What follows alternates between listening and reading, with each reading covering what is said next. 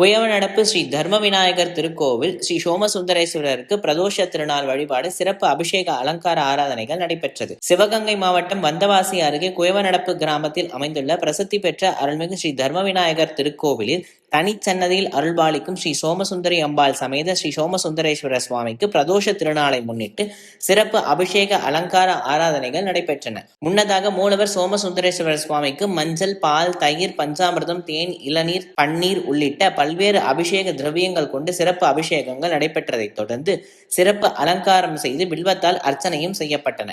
பின்னர் உற்சவ தெய்வங்களை பக்தர்கள் தோளில் சுமந்து கோவில் பிராகாரம் 3 முறை வலம் வந்தனர். நிறைவாக சுவாமிக்கு மகா பஞ்சமுக கற்பூர ஆகாரத்தி காண்பிக்கப்பட்டது. இதில் ஏராளமான பக்தர்கள் கலந்து கொண்டு சுவாமி, அம்பாள் மற்றும் நந்தி பகவானை வழிபாடு செய்தனர்.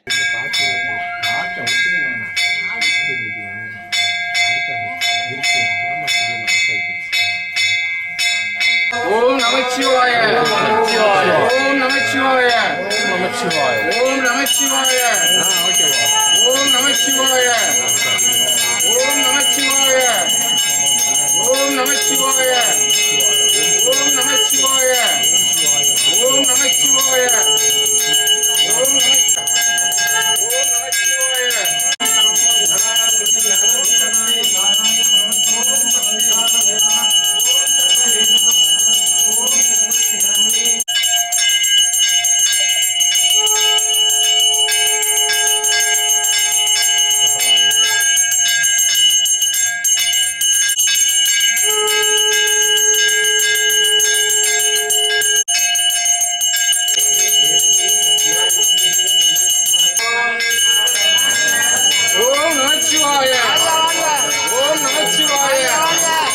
ஓம்